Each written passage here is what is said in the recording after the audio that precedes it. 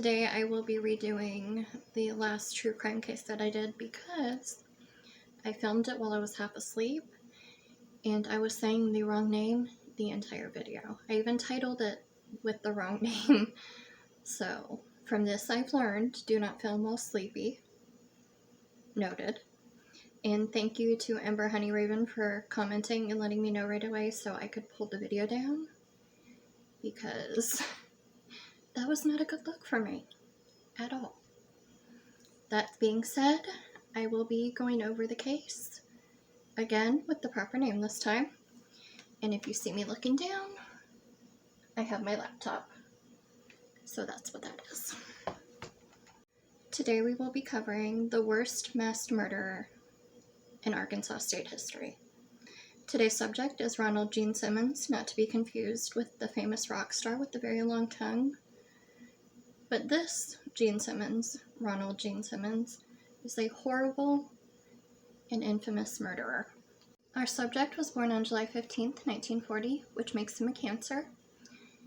His parents, Loretta and William Simmons, seemed to be happily married, but sadly and unexpectedly, in 1943, his father unexpectedly passed away due to a stroke. As hard as that must have been to lose a parent at that very young age, it was probably compounded by the fact that his mother remarried less than a year after his father's death. His new stepfather was a civil engineer with the U.S. Army Corps of Engineers. They relocated around Arkansas over the next several years. In 1957, a now teenage Ronald Gene Simmons dropped out of high school and joined the U.S. Navy. He was promptly stationed to Bremerton Naval Base in Washington. Here he met a woman by the name of Bersabe Rebecca Ulibarri, or Becky for short. The pair was married in New Mexico in 1960. The couple was very busy over the next 18 years, and they welcomed 7 children together. In 1963, Ronald decided it was time to leave the Navy. Roughly 2 years later, he decided to join the Air Force. He had a 22-year military career and was even given a Bronze Star and the Republic of Vietnam Cross, as well as an Air Force ribbon for excellent marksmanship. He retired in the fall of 1979 with the rank of Master Sergeant. We've reached the point in our story where it takes a dark and tragic turn. This seemingly normal father and military man begins to show his true colors. The Cloudcroft, New Mexico Department of Health and Human Services decided to investigate Ronald. Why, you ask? Because the word around town was that his 17-year-old daughter was pregnant with his baby. Yes, he impregnated his own daughter. His own teenage daughter. Just, ugh. That's how I feel about that. Fearing the very real possibility of an arrest, what did this brave military man do? He ran like a gazelle with a lion on its ass. Just gone. The family moved to a town called Ward in later 1981, and then to Dover in 1983. Once in Dover, they settled on a large 13-acre plot of land known as Mockingbird Hill. Their home was made of 2 older mobile homes shoved together to make one large home, and was surrounded by a makeshift privacy fence, which reached 10 feet in some places. The home had no phone and no indoor plumbing. In 1983. I was born in 1985, and I know damn well 99% of people had indoor plumbing by that point. Ronald worked a series of low-paying jobs as a way to support his family. One of these jobs was at Woodline Mobile Freight, and he was asked to leave because the company had received numerous complaints that Ronald was making inappropriate sexual advances at other workers.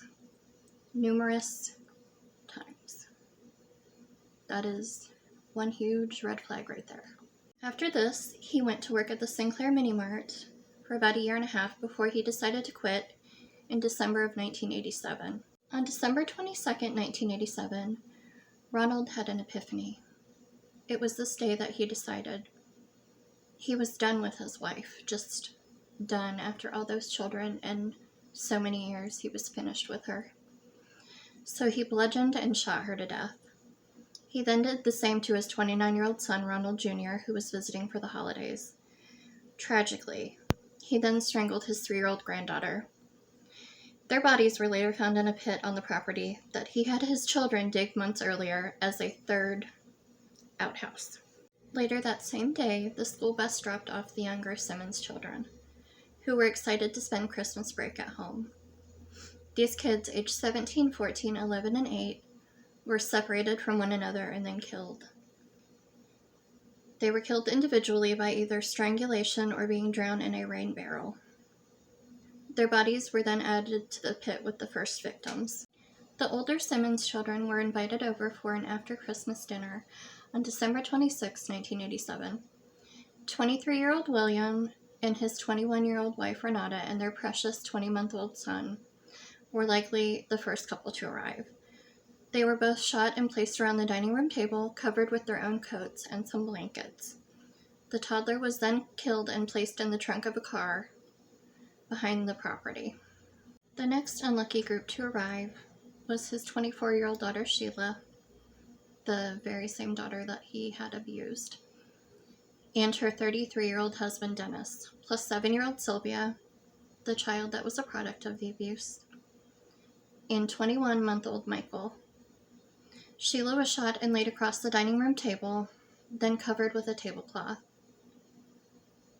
Ronald shot Dennis and strangled Sylvia, and then Michael. Later that same day, Ronald went to pick up gifts that had been ordered but hadn't arrived in time for Christmas. Then he went home to relax for the weekend. On December 28th, he drove his son's car to Walmart to purchase a second firearm. From there, he drove to the Peel, Eddy, and Gibbons law firm, where he entered the business and shot the receptionist, Kathy Cribbins Kendrick. His next stop was the Taylor Oil Company. Here he shot Russell Rusty Taylor, the owner of the Sinclair Mini Mart, which Simmons previously worked at. Then he shot and killed J.D. Chafin, a fireman and part-time truck driver for Taylor Oil. He then shot and thankfully missed another employee before leaving the building. He then hightailed it to the Sinclair Mini Mart, where he shot and wounded Roberta Woolley and David Salyer. His final stop was the Woodline Freight Company, where he found his former supervisor, Joyce Butts, and shot and wounded her in both the head and chest. He abducted an employee by the name of Vicki Jackson at gunpoint. He dragged her into the computer office.